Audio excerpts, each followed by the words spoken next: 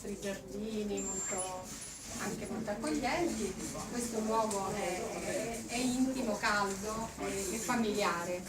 L'aspetto che a me piace molto di questa piccola scuola che si è avviata non è solo quello artistico, perché studiamo insieme, chi viene vede questa atmosfera di studio, collaborazione, ricerca, di scambio ed è veramente stimolante, però è anche proprio questo aspetto affettivo, umano, far parte di un gruppo in senso veramente coeso.